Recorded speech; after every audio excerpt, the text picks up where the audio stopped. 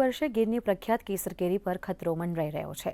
ચાલુ વર્ષે ગીરના ખેડૂતો એવું માની રહ્યા છે કારણ કે સામાન્ય રીતે ગીરની પ્રખ્યાત કેસર કેરીના આંબા પર નવેમ્બર મહિનામાં ફ્લાવરિંગ આવતું હોય છે, પરંતુ ચાલુ વર્ષે કમોસમી વરસાદ અને સતત બદલાતા વાતાવરણને કારણે હજુ સુધી ગીરની પ્રખ્યાત કેસર કેરીના આંબાના બગીચાઓમાં ફ્લાવરિંગ ન દેખાતા ખેડૂતો ચિંતામાં મુકાયા છે। ત્યારે બાગાયત અધિકારી દ્વારા ખેડૂતોને જણાવાયું છે કે આવી વિષમ પરિસ્થિતિમાં ખેડૂતોએ આંબા પર જૈવિક જંતુનાશક દવાનો યોગ્ય છંટકાવ સમયાંતરે કરતો રહેવો જોઈએ। ચાલુ વર્ષની વાત કરવામાં આવે તો અત્યારનો જે સમયગાળો છે 26-27 નવેમ્બર, તો હાલ જે આંબા પાકમાં બર્ડ ઇનિશિએશન એટલે કે જે મોર છે એની કળી નીકળવાની શરૂઆતો અમુક વિસ્તારોમાં થઈ ગઈ છે।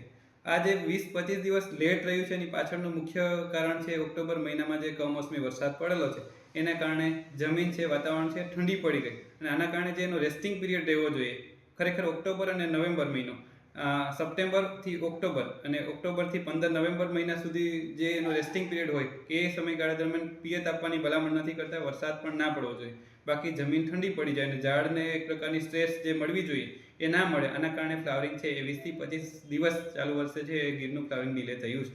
વાતાવરણ જે ગ્લોબલ વોર્મિંગ છે છેલ્લા 10-12 વર્ષથી છે એ પરિસ્થિતિ આખી આંબાને છે ને એને અનુકૂળ જ નથી વાતાવરણની કોઈ પણ બાબત।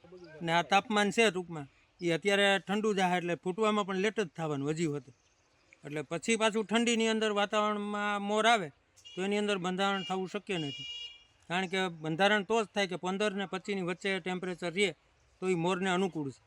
અમારે અહીં 20 વર્ષથી માંડીને 100 વર્ષ સુધીના ઝાડવા આંબાના બગીચા છે, પણ આ વર્ષે નવેમ્બરમાં જે વરસાદ થયો સાહેબ એને હિસાબે આંબાની અંદર કોર આવી ગયેલો છે અને પરિસ્થિતિ એવી છે, ગઈ સાલે અમારે ગ્લોબલ વોર્મિંગના હિસાબે આંબામાં ફ્લાવરિંગ તો આવે છે પણ સેટિંગ થતું નથી। એક આંબા દીઠ 5 કિલો કેરી નથી થતી સાહેબ, છેલ્લા 8-10 વર્ષથી આ પરિસ્થિતિ છે। અમારે અત્યારે નવેમ્બરમાં આંબા ફૂટવા જોઈએ એ આંબા અત્યારે ફૂટ્યા નથી અને એમને પાંદડા પીડ્યા છે।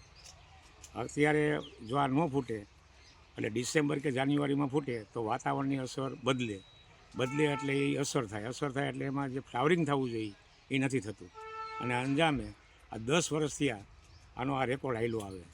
ગયા વર્ષે આવી પરિસ્થિતિ હતી, થોડી કેરી હતી તો માથે માવઠું થયું અને બરબાદ થઈ ગઈ બધી કેરી।